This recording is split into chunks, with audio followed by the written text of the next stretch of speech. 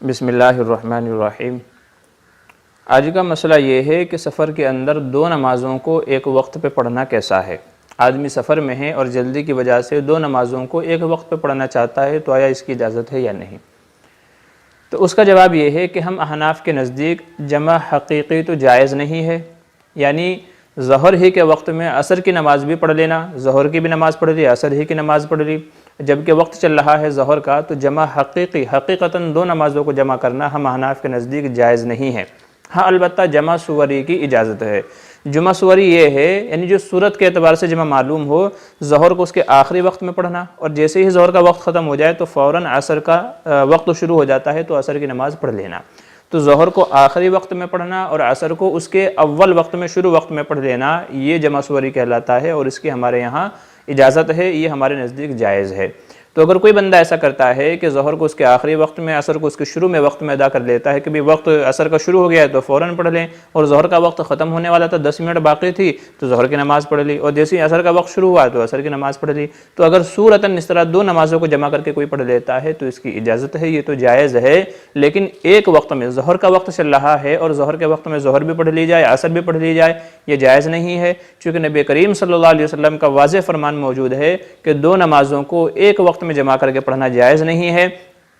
اور جو بندہ دو نمازوں کو ایک وقت میں جمع کر کے پڑھتا ہے تو وہ کبیرہ گناہوں میں سے بڑے گناہ کے دروازے پر پہنچ گیا، تو کبیرہ گناہوں میں سے ایک گناہ کے دروازے پر پہنچ گیا، یہ نبی کریم صلی اللہ علیہ وسلم کا فرمان موجود ہے۔ دوسری وجہ اس کی یہ ہے کہ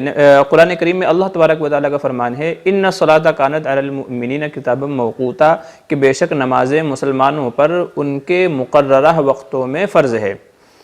یعنی جس نماز کا جو وقت ہے۔ چنانچہ حدیث جبریل، جس میں جبریل علیہ السلام نے آ کر کے نبی کریم صلی اللہ علیہ وسلم کو نمازوں کا طریقہ اور نمازوں کے اوقات بتلائے تھے، وہ واضح دلیل ہے اس بات کی کہ ہر نماز کا ایک وقت متعین ہے شروع سے لے کر کے اینڈ تک، لہٰذا اس کا اول وقت اور آخر وقت متعین ہے۔ تو جب تک کسی نماز کا وقت شروع ہی نہیں ہوا تو اس کو ادا کرنا کیسے جائز ہو سکتا ہے؟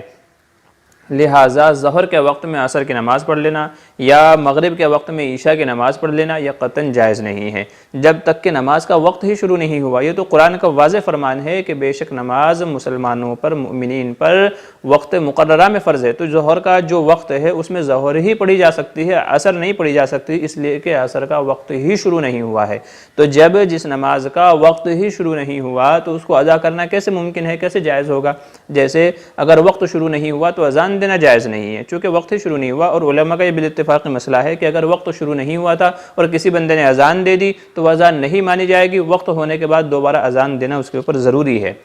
تو ایسے ہی نماز کا مسئلہ ہے کہ جب نماز کا وقت ہی شروع نہیں ہوا تھا تو اس کو ادا کرنا کیسے جائز ہو سکتا ہے؟ لہٰذا ان دو دلیلوں کی وجہ سے ایک قرآن کریم کی آیت ان الصلاۃ کانت علی المؤمنین کتابا موقوتا، اور دوسری جو نبی کریم صلی اللہ علیہ وسلم کا فرمان ہے کہ دو نمازوں کو ایک وقت میں جمع کرنا جائز نہیں ہے، ہم یہ کہتے ہیں کہ ان دلائل کی بنیاد پر دو نمازوں کو، وہ چاہے سفر میں ہو وہ چاہے حضر میں ہو، چاہے آدمی سفر کر رہا ہو چاہے اپنے گھر پر مقیم ہو، کہیں جانا ہو، کوئی عذر ہو، تو دو نمازوں کو ایک وقت میں جمع کرنا حقیقی اعتبار سے یہ جائز نہیں ہے۔ ہاں البتہ اگر ایک نماز کو اس کے آخری وقت میں پڑھا جائے اور دوسری نماز کو اس کے شروع وقت میں پڑھا جائے تو یہ صورت کے اعتبار سے ایک جمع کی شکل بن جاتی ہے، تو اس کی تو اجازت ہے، لیکن حقیقی طور پر ایک وقت میں دو نمازوں کو جمع کرنا، دوسری نماز پڑھنا کہ اس کا وقت آیا ہی نہیں تھا، تو یہ ہم احناف کے نزدیک جائز نہیں ہے۔ لہٰذا جو لوگ یہ سوال پوچھتے ہیں تو وہ مسئلے کو اچھی طرح سے سمجھ لیں کہ سفر ہو یا حضر ہو، اس طریقے سے دو نمازوں کو ایک وقت میں ادا کرنا جائز نہیں ہے۔